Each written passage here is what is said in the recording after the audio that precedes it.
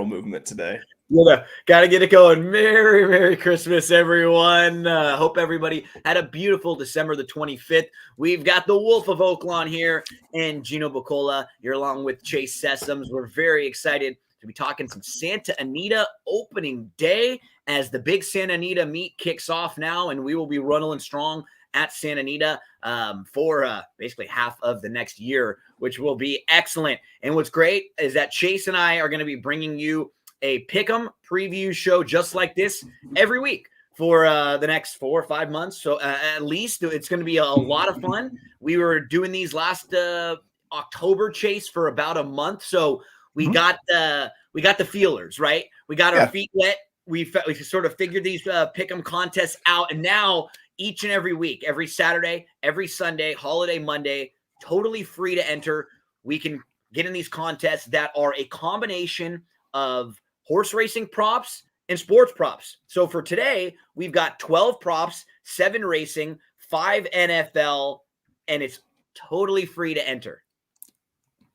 Nothing like free money. Nothing like free money. And I'm so glad in October that we did our barnstorming exhibition tour through the Midwest to get prepped for this one. And exactly. I don't know about you, but for me, this is one of my favorite days in horse racing. I love the day after Christmas at Santa Anita. Oh, it's great. Growing up, it was a track that I used to be there many times. Today, as I got a little older and a little lazier, I can kick it at home. What's nice is that while doing that, I can take a look at, everything going on at Santa Anita. They've got the Santa Anita Pick'em contest that we're going to talk about. They've got the Showviver, which is totally free also. And now in Showviver, they've expanded. You make one pick. There are 5 different ways to win. There's a Showviver, there's a win streak, there's a highest win payout. With the Pick'em contest, they're also giving you a cumulative, the winner with the person with the most points altogether wins $2,000 come April. Yeah. So if you don't ever win each week, but each week you're having a good score, you're finishing well, don't worry, you will get rewarded at the end. Man, this is a blast. These are the best ways to build your bankroll when you don't have to invest anything. It's just a total free roll. Or if you're brand new to handicapping, this is a great way to practice and learn how, kind of learn the sport without putting a ton of skin in the game and still giving yourself the opportunity to get a reward. Yeah. So let's discuss the contest today and let's show you a little bit how to get involved. So if you go to santaanita.com, and here's a look at what the website is looking like at the very the front of it. So this is santaanita.com. When you click on events at the top, you'll see contests. And right here, play Showviver, Santa Anita Pick'em. Then you get the upcoming live money contest that you can get involved. It's got the dates for all of those. And if you want to find more information out about the contest, right here, you got the Santa Anita Pick'em, you got the Showviver. All you have to do is click to play, and you'll jump right on in. And then you can go to the cards, and you'll find the card available for Sunday, December 26th, and we jump right on in. So what is really, really great about this, we said it's not just racing. You're going to get racing, and you're going to be getting NFL. So we're going to jump in right away, and I always remind people, Wolfie, you got to make sure you don't forget about the tiebreaker. So let's pull up the contest props, and we will get right into, how we handicap them, what we're sort of looking at, some of our reasoning, because in a lot of these contests too, you got to remember some questions, some props, you want to just kind of take the layup. You want to maybe get an easy win. Others, you may want to zig when everybody else is going to zag. You want to try to be a little contrarian, because if you just go really, really public all the way through, you'll probably be okay. And then it may come down to a tiebreaker situation, right? Right. If you have a strong opinion here somewhere, take it, get a little creative if you have to. Yeah, absolutely. I was 100% that dude when it comes to contrarian picks today. Some out of spite, some out of logic, but we'll see how it goes, Wait, you know what? I don't think we do returns out of spite. Wait, for spite?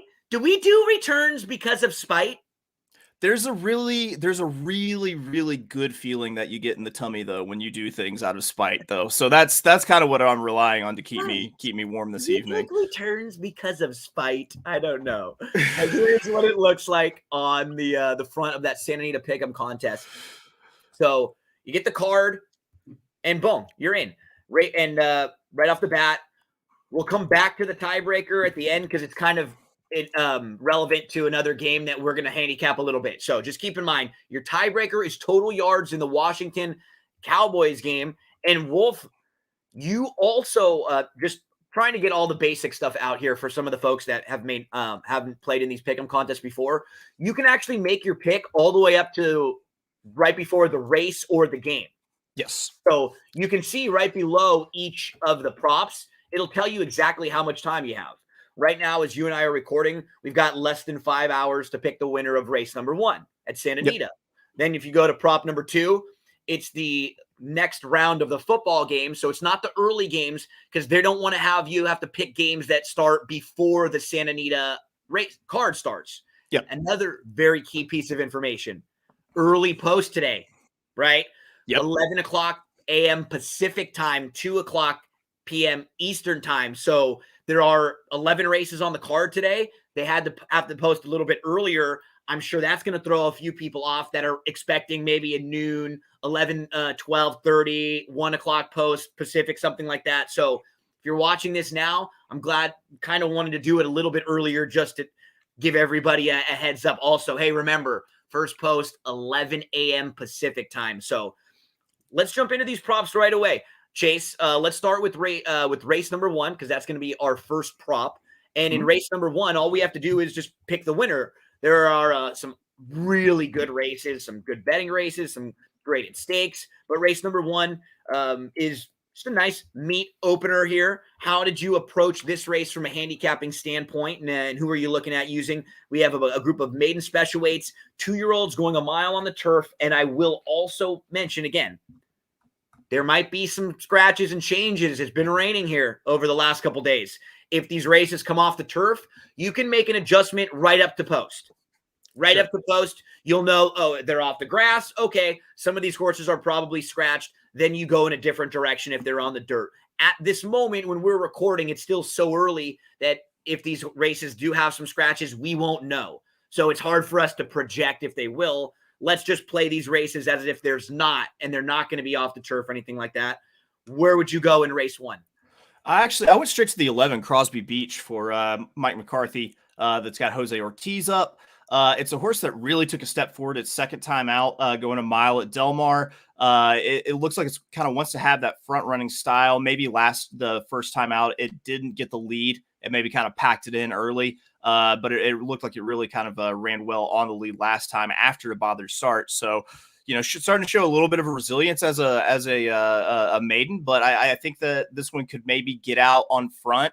Don't know what the moisture level is right now. If I'm just playing everything as if it's a 100% neutral track, I think Crosby Beach has a really good chance. Yeah, I thought there were a few that I would be interested in here, and again, make your picks early or kind of formulate your entry, and then you got to go back and attack it each race if there's anything you want to adjust, because that's how you win these things. Like if you just set one of these and maybe forget about it, there are probably going to be 1 or 2 that you're like, you know what, I should have made an adjustment. And the people that do, they're going to win.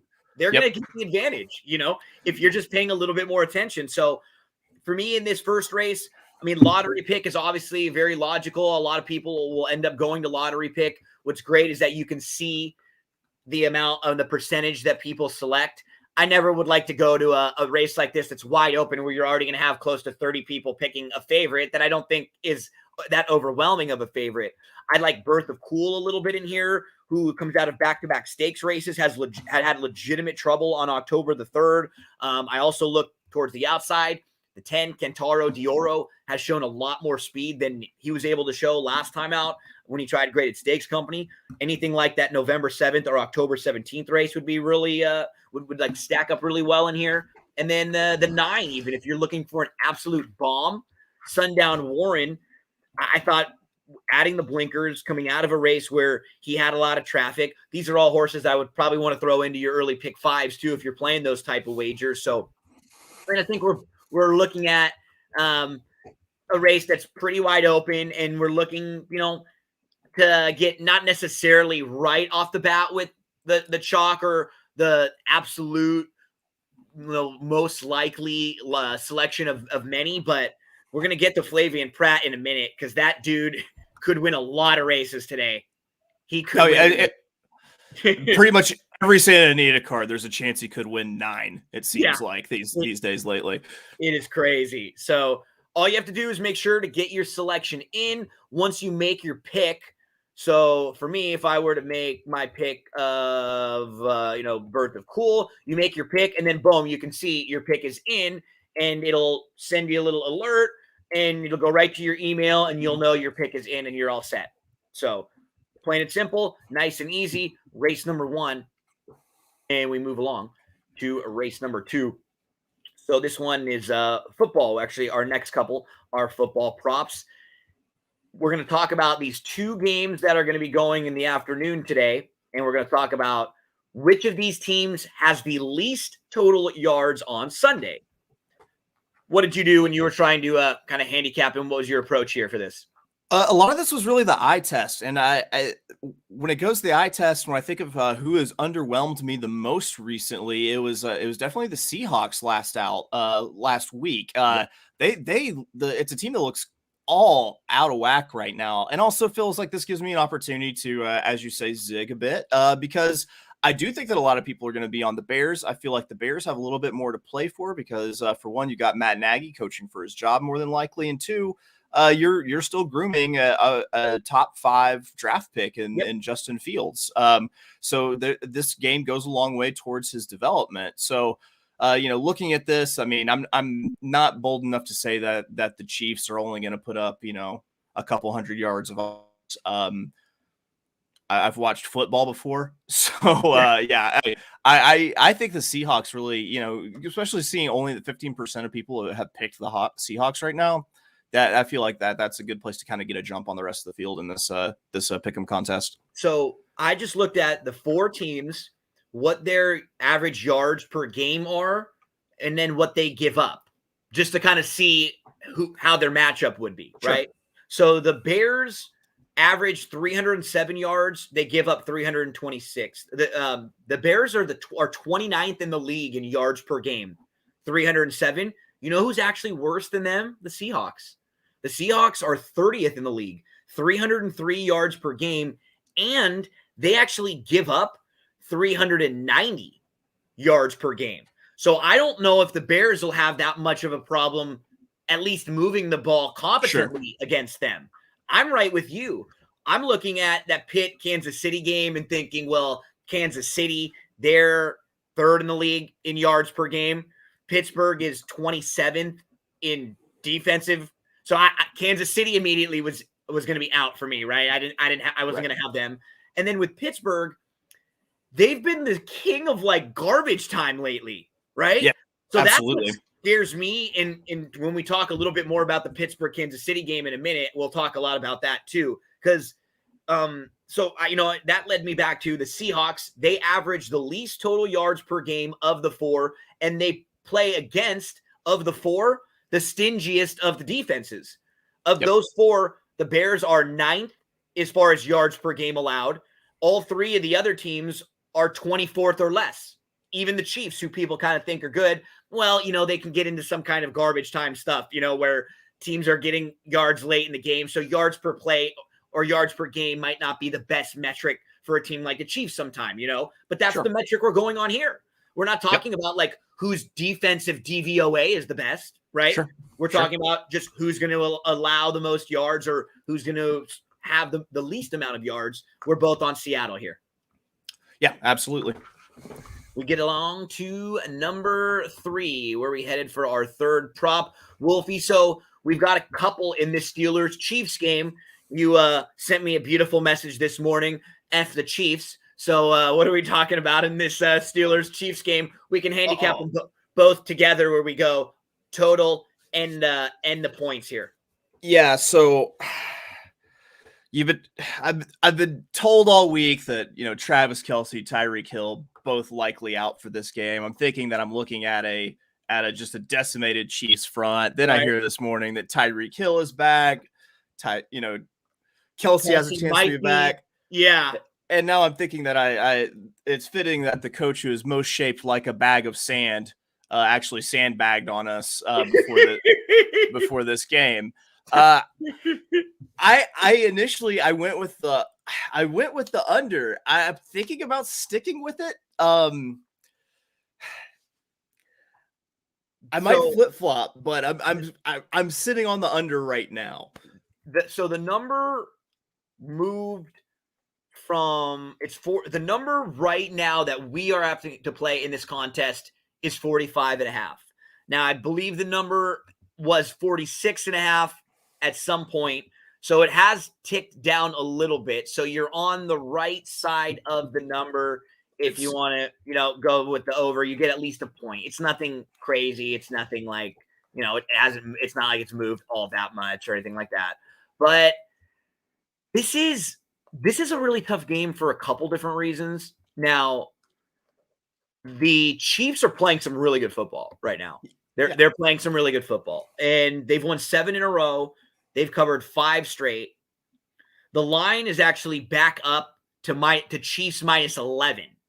So now, I mean, that is really projecting that Kelce probably is back. That's definitely, you know, putting in for a lot of their players that are on health and safety protocols to return. And so, I mean, just in the, like, so looking at at number 4, for example, I mean, from a logical standpoint, if we can play it at 8.5 and now it's 11, I probably am going to lean Kansas City just because now on the spread. Because now we only need Kansas City to win by 8.5, and they're 11 in most places if you were to bet it. On the total, it's a little bit trickier because it hasn't moved all that much.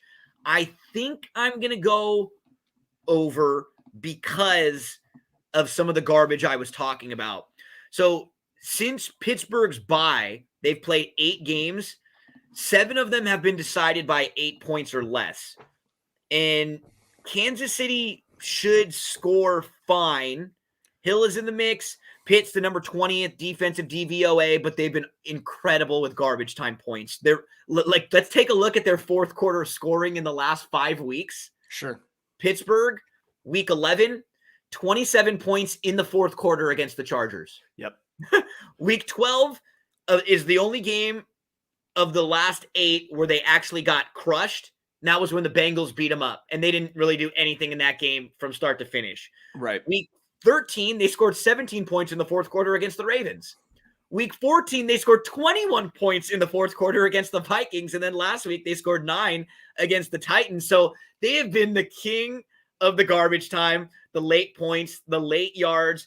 That's why I probably lean over, because I see this game like 31-20, 31-24, something like that, kind of depending on how much garbage. That's what I'm playing out in my head. Tell us a little bit about how you kind of formalized and finalized these two for you. So a lot of it for me was watching the line movement on this Steelers-Chiefs game. Looking at where the game started to where it went. I want to say it started around 7.5, floated up to over 8.5, where they got it right now in the pick'em contest. Like you said, now it's floating up towards 11. So do I go with the trend with where the public is moving here? And you know, right now I'm sitting on the Steelers and the under. I still am too. I was doing the same thing that you were, like, when I did this yesterday and early yesterday. I'm going against KC, just thinking, okay, no Hill, no Kelce. They've got a lot of the COVID issues, and the teams that we've seen having to deal with this have not played well, right?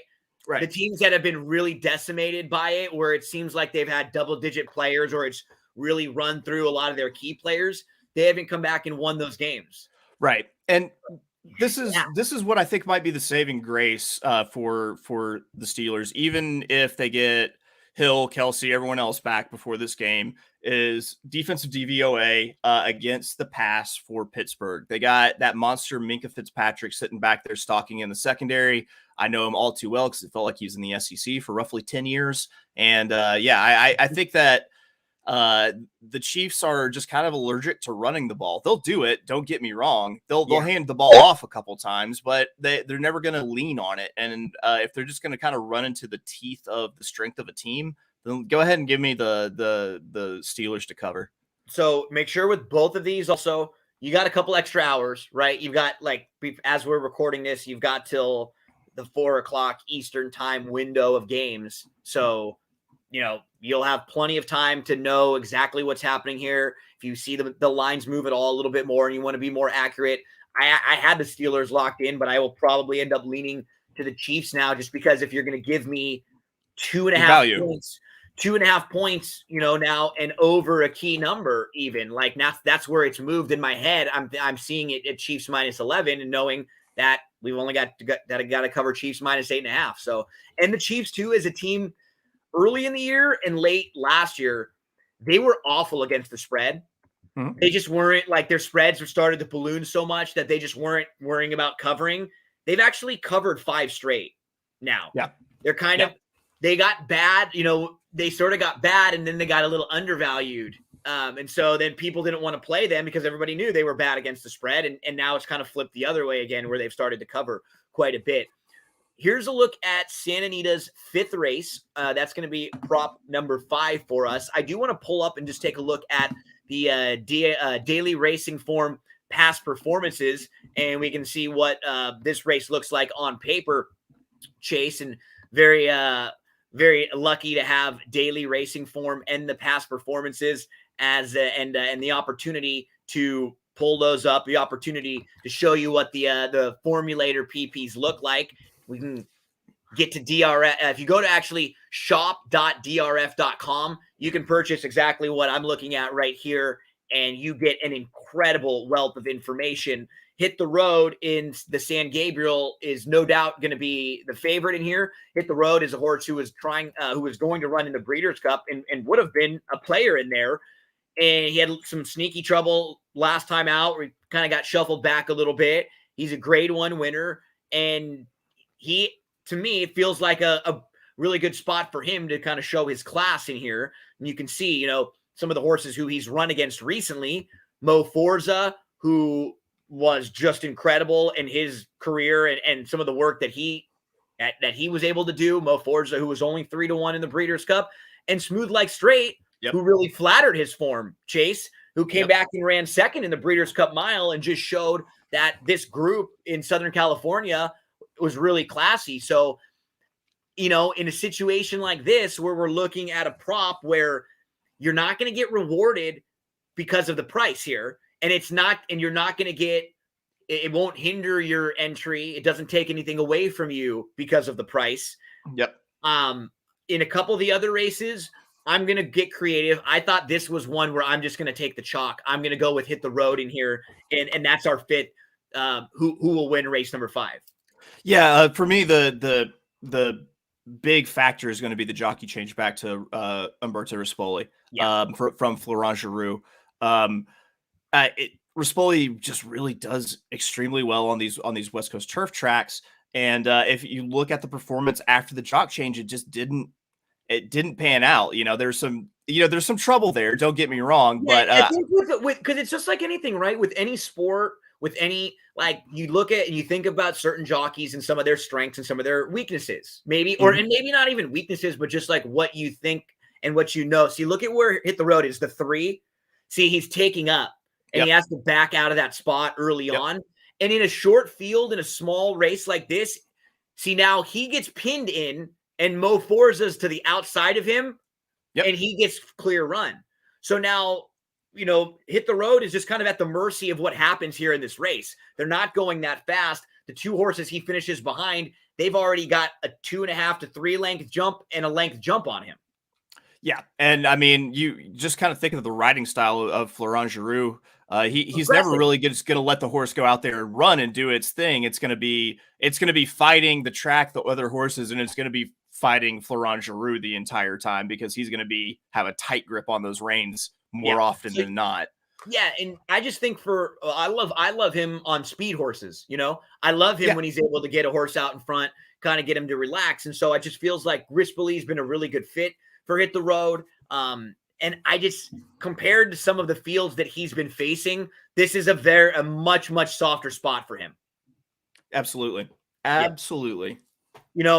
people wanted to take a look at Friars Road, I wouldn't talk them off him. He's really lightly raced with a ton of upside, but it will be cutting back a little bit. And for him, he has to, you have to ask, is a 1 1/8 maybe a little too short for him? That is the one question you will ask for Hit the Road. He's never been the 1 1/8. I don't think it'll really be that much of a difference, but it is at least something to mention for him.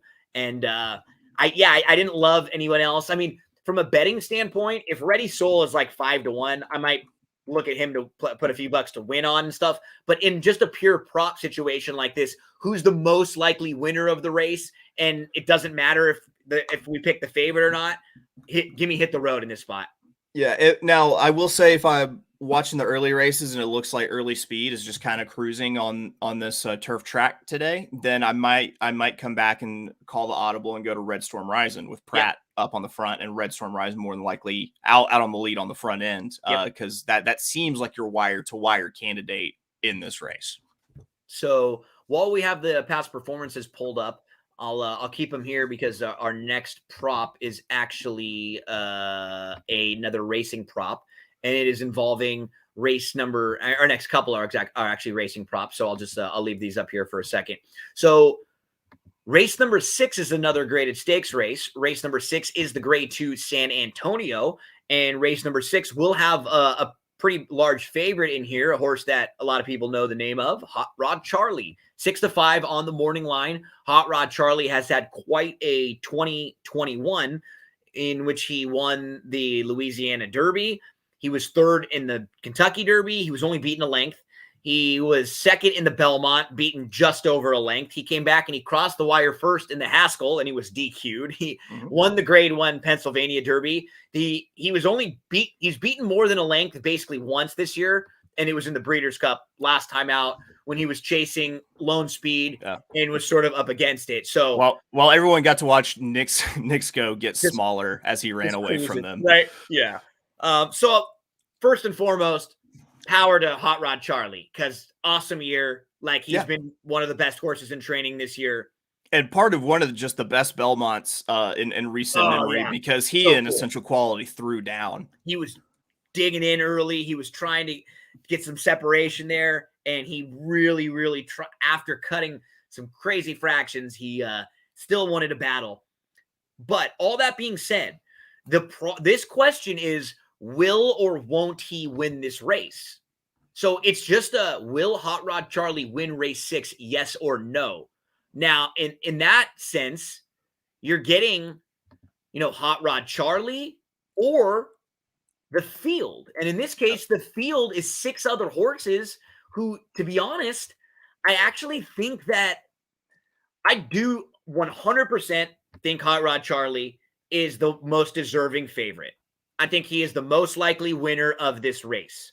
But I have enough slight concerns with him, and the fact that we're getting the all but him. I definitely got to go against him in this spot. If it's will he win this race or won't he, I'm going to say no, because I get the opportunity to have 5 other horses, a horse like Express Train, who I think is going to be coming into this race in really nice form. Even right next door, Extra Hope isn't in great form, but they've got inside speed, and this is a horse who's been very good when showing speed. I think they're going to get aggressive. Go On is probably in a little bit tough here, but you've got the Bafferts, as you mentioned, 8 Rings, who at 1 1/16 probably has a better opportunity, because we've seen him win at 1 1/16 multiple times. Kiss Today Goodbye kind of got shuffled and had a tougher trip than Azul Coast, and Azul Coast was really impressive, swooping right by them. So if Hot Rod Charlie, let's say, is just a step short, maybe, he's had a long campaign and he just ran in the Breeders' Cup Classic. And sometimes it's, that was the big race you're pointing for. I think they're pointing for Dubai after this. I don't know if this is the most important thing in the world for him to win this race. I'm going to go elsewhere in here and take my shot with the other 6 horses I get in this field. I'm leaning into Hot Rod Charlie. I think honestly, to me, it turns into kind of a 2-horse race between Hot Rod Charlie and 8 Rings. It's going to be who survives that duel, and just going off of what I've seen over the last couple of years, to me, it's Hot Rod Charlie that's able to survive that duel for Dougie Fresh, and you got, I mean, that man again, Flavien Prat aboard, and I like the fact that Flavien Prat actually isn't riding for Bob Baffert here. That to me, that's playing the jockey game can be so very dangerous, but I'm going to elect to do it here and say that means something to me, that Flavien Prat, stays with Hot Rod Charlie, doesn't hop on 8 Rings, doesn't hop on Azul Coast. Also, this horse just towers on figures. It is the more risky proposition. It's also, based on what I'm seeing in the Santa Anita Pick'em, contest portal, the more popular decision. But I don't know. I think he could win in a laugher here, because 8 Rings is a horse that I just perpetually have zero faith in. Let's pull these props back up and show you what the next couple look like on the Santa Anita Pick'em contest website. So we got to will Hot Rod Charlie win? And a lot of people are leaning yes. So right now it's around 73% of people who think that he will, and just 27% are taking the field. This next prop, man, Flavien Prat has mounts in all 11 races on Sunday. Here's a look at what his mounts are. 7-2 favorite, 7-5 favorite, 3-1 favorite, 4-1 third choice, 4-1 third choice, 6-5 favorite, 3-1 second choice, 8-5 favorite, 5-2 favorite, 4-5 favorite, 9-5 favorite. He is on 8 morning line favorites out of 11 races. He is on 5 horses that are listed under 2-1 on this card. And we're talking about going global, Hot Rod Charlie, Private Mission. We're talking about a horse who looks like an absolute freak show and might be able to win, this race easily. Flightline, who's 4-5 on the morning line. De Jour, Escape Route, who's 7-5 on the morning line. Like, he is on all of the shortest price horses throughout the day. Yeah. So with how many races will Flavien Prat win? Man, if you think about it, he wins 3 to 4 races. He's coming off the rack for the Santa Anita meet as a, 30 or a 27% to 36% win rate jock. That's a huge number. That's a excellent percentage for anybody for an entire meet. I thought about going 5 to 6. I decided to dial it back to 3 to 4, because you know what? He is an amazing jockey. But there's also a gentleman who resembles an eagle, who is a Hall of Famer, and his name is Johnny V, and he's out here to ride, baby. And I do like a couple of Johnny V's mounts today. I like the ability of Juan Hernandez to steal a race on the front, to get aggressive. Rispoli earlier. Rispoli, about him too. So this is a strong. Ortiz is on a couple live horses.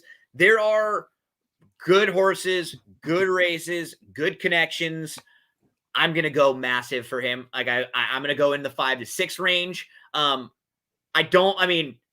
It's crazy to say that, like, it wouldn't even be insane for him to win 7 races when he has 11 mounts and they're going to be such short prices, but it's racing. You could run well and get into trouble and finish second multiple times. Yeah. So, if I were going to go, it was either 3 to 4 or 5 to 6 for me. It was one of those two.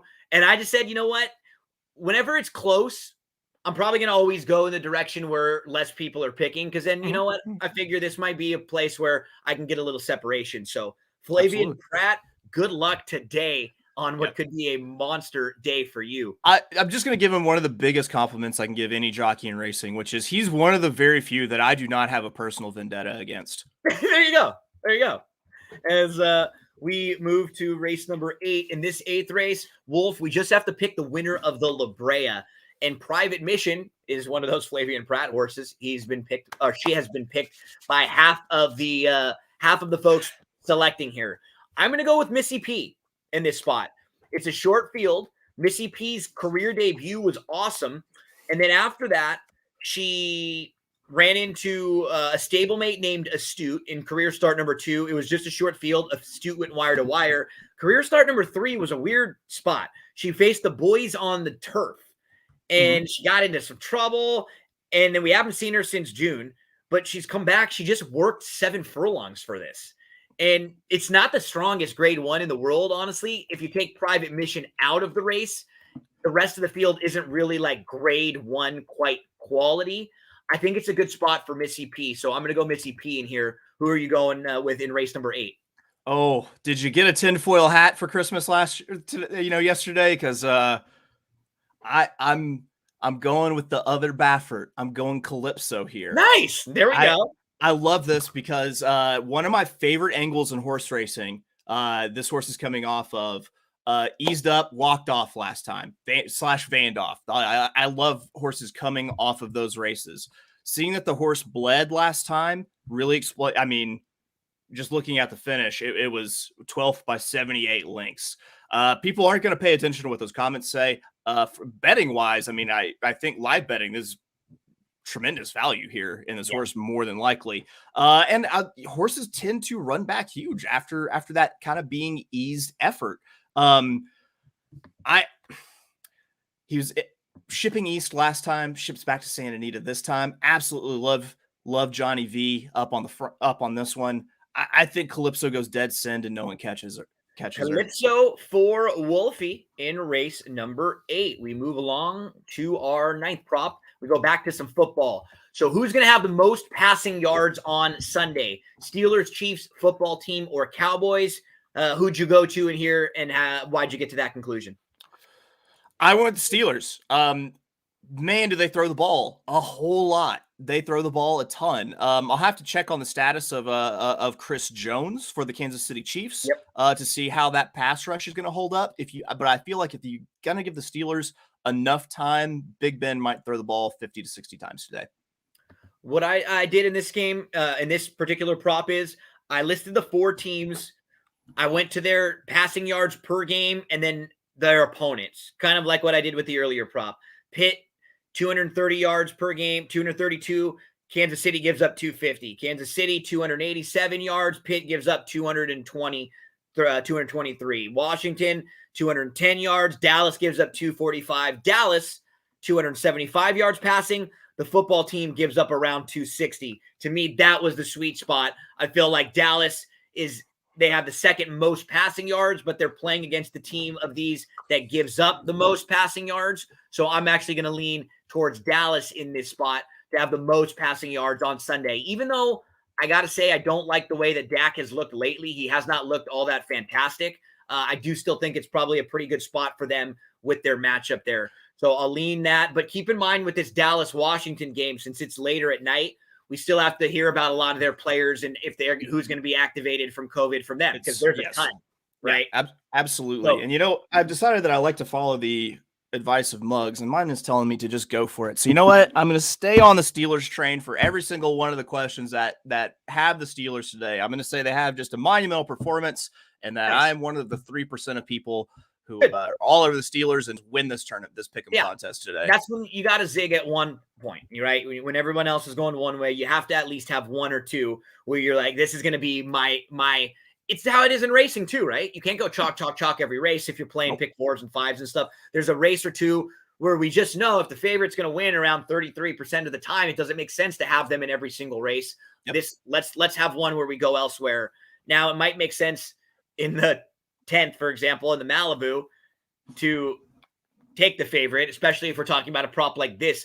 I think I'm going to go over, mainly because the unknown variable of a horse like Flightline. I mean, he might just be incredible. We were doing Seinfeld references earlier. He might be breathtaking, and if that's the case, 2.5 lengths in a race where I think he's going to have the lead early on. It doesn't feel like there's that much other speed to kind of push him.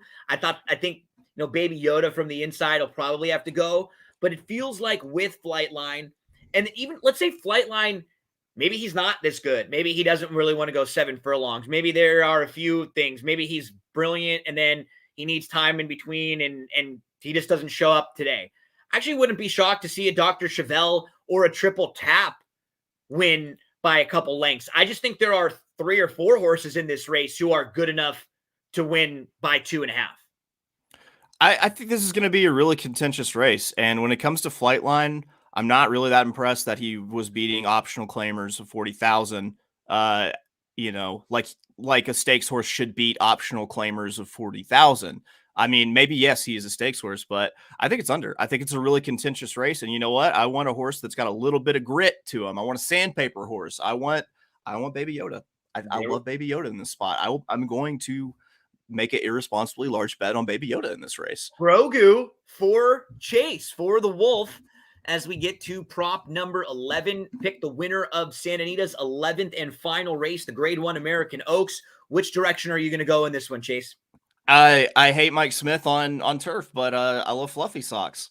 At the horse and the actual cotton product. I mean, they're warm. It's cold right now. Who doesn't like some fluffy socks, right? Yeah. They're nice, they're comfortable. Yeah, it looks like everyone's leaning towards Chad Brown with me here. Looking at scratches, I might make a change, but I mean, it just looks like the most capable horse. I don't, it sucks that we lose Rosario due to injury, but yeah, that's kind of where I landed was just a boring old fluffy sock. Couple that I'm looking at in here, and maybe you approach this race based on where you're standing, or if you're close and you need something more like a safer play, or if you need to go a little more creative. Going global is obviously the one to beat. I'm looking at either the 4 Nicest or the 7 Virgo Alley as the horses to play. I think they're both good horses to use in like late pick 4s and stuff, pick 5s. Virgo Alley might be the lone speed of this field. There's not a ton of pace. If they decide to get aggressive, this is a horse who's actually won sprinting on the lead. Yeah, so I mean, traditionally West Coast turf tracks are very speed favoring too. And if they get a little aggressive and get out front, she could take them as far as she wants to go. Nicest is, I love the progression from start 1 in the U.S. to start 2 in the U.S. Was behind Niji Blanche last time out. She faced Older last time out also, and now back in with 3-year-olds. So Nicest and Virgo Alley will be 2 that I'm looking at. As you can see, I've leaned the Nicest so far, but we'll see in like Wolf was saying, if we watch some of the races, we see that things are playing a little kindly to speed on the turf. Maybe end up going with Virgo Alley there as trying to take them gate to wire. Let's finish it up. Wild card is the East Coast Invader, 11 single soul. Yep, very much. And that would be a horse who I'd throw into pick 4s and pick 5s and stuff. Absolutely. Especially at that price. All right. Last one, Wolfie, Washington football team, Cowboys. Again, keep in mind, we are 10 hours plus away from this game. So, I mean, we could do a whole nother preview show on this game 9 hours from now, just on this game, if we know the players that are going to be there. This is one that, as of now, I'm leaning over now in just my projecting that Washington will get a couple of their players back. And the reason why I will do that is that if Heineke does come back and play, he turned the ball over against Dallas last time. He's very capable of turning the ball over a few times if he has not practiced. And then Dak hasn't been as sharp. I think there could be at least a couple turnovers in this game, which could lead to some extra points on the board. Last time these two teams played each other, it was 27-20, and it was a really weird game where Heineke was awful. Dak wasn't very good, and Washington still had the ball with the opportunity to drive late and score, and very easily could have put that over what this number is now. So right now I lean over. I'm going to revisit this later on. And I think that's a good piece of advice for everyone. Make sure before this game, see who you've got with the Sunday night game, and just make sure that you're on the right side of the injuries or the protocol stuff. Yep, absolutely. And I leaned with you on the over. My only piece of advice when it comes to handicapping anything is that just remember you're not wagering on what you think or on what the horse did last time out. You're wagering, or what the team did last time out. You're wagering on what you think the horse or the team is going to do today. Moving forward, right? Yeah. And so I'm for the last time. That's right. And so I am projecting in my mind, I'm seeing a big step forward for the Cowboys offense today. Yeah, it feels like a great spot for them, Yep. and like a must get right spot, playing a depleted defense that's had a lot of COVID issues and hasn't just been not very good most of the year, to be honest. The Washington defense, they've been one that a lot of people thought was going to be top tier, and they really haven't. So the tiebreaker, which is right off the top, is also going to be involving this game. It is the total yards in this game. When these two teams played each other the first time, they didn't have a ton of total yards. They only had 547, but together they average around 760 yards per game. I kind of split the difference there. I went in like the 650 range. I figured they'll probably move the ball more than they did last time, but divisional game, they know each other. Maybe they're not going to be quite as, 400 yards each way. So I'm in the 650 range. What's the number that you were looking at? I'm so proud that my number doesn't end in a 5 or 0, and it's actually very close to your number, 656. Nice. I took a look at what the Cowboys offense has averaged yards per game for the entire season, and then I looked at what the Washington football team has averaged for the last 3 games. Yep. And so I kind of combine those together because, like I said, I have a projection in my mind that the Cowboys offense is going to have a big day, that Washington's kind of going to hold serve. And I did some addition, which gambling, math, and addition are the 2 things that I'm good at. Trigonometry, not so much. And 656 was the number. So before we get out of here, I just want to pull up a couple things and show you all that are watching and paying attention to this. Daily Racing Form, shop.drf.com. Those are the past performances that we were looking at. You can go right there and you can purchase a package for past performances. You can purchase individual card. We are looking at Formulator. And so if you're someone who's going to buy a lot of them, you can go and you can get a package and you'll end up saving money the more that you buy in bulk. So shout out to DRF and Formulator. That's what I go to all the time for the past performances. I'm always using them to help get me prepared for any racing card. And it's so nice. You can look at the charts, the race replays, the pedigree information, trainer stats, all in one. So shout out to DRF there, as we have a couple other things I want to pull up and just give everybody a look at before we get out of here. So make sure you enter your contest there at Santa Anita, the Santa Anita Pick'ems. Make sure you enter in the Showviver contest. Also, both of those are totally free. Doesn't cost you anything. They'll even give you little reminders and little alerts before you get involved. Our friends over at Stable Duel, Chase, they are going to be having some big contests for Santa Anita. If you take a look at the Stable Duel schedule for Sunday, you have 2 different options for opening day. You can play in a game for $10 that has a $1,000 pool, or you can play in the bigger one, $50, $7,500 prize pool. And if you don't know what Stable Duel is, for those of you who are paying attention and who know and who play in like daily fantasy for sports, if you're in DFS, the format for Stable Duel is exactly the same. You're building a lineup based on a salary cap. You have $50,000. You have to massage that salary cap. So what's cool about this, Chase, is that you can't pick chalk in every race. Nobody can. So you are forced into having to get a little creative, think outside the box, and it's a lot of fun. And what's nice is you can have a lineup that has, 10 different horses, and you can have winners in every race. You can run second or third in every race and still win a contest. You can have 0 winners and win money. So I like playing Stable Duel because it feels to me like one of the games and things in horse racing where you get the most rewarded for your opinion. If there's a race where you like a horse and they run well, you're going to get points. All they have to do is finish top 5 for you to get points. If there's a race where there's a heavy favorite that you don't like, and you don't think they're going to run well, but a lot of other people are going to play them, and let's say they run like 4th or 5th, that's great for you because they're not going to pick up very many points. So I love the fact that if you're in a pick 4 or pick 5, you miss one race, you're knocked out, you're not going to win. You could be totally wrong in 1 or 2 spots in Stable Duel and still collect. And I mentioned it with the Santa Anita Pick'em contest, their Showviver, things like that, Stable Duel. also new handicappers, if you're learning the game, this is a excellent opportunity to do it without just throwing money into the wind, making wagers. I mean, you can really learn how to handicap doing these contests. So Chase and I are going to be having a pretty set schedule after the new year, and it'll likely be like Friday afternoon, Friday evening, where we'll do this each weekend. We'll preview the Saturday contest for you, because every Saturday there will be one of these. And then Chase, maybe when the football playoffs start, maybe we'll do a couple for the Sundays, because then I think the Sunday contest will probably have some of the NFL games on there. Yeah, so we could do, or like on like Super Bowl especially, and will probably be a lot of props there. So we could do some on Saturday night to preview the Sunday ones. That'll be a little bit of fun, and maybe even a holiday one here or there. So we, every week, next week, we'll let you know when the schedule,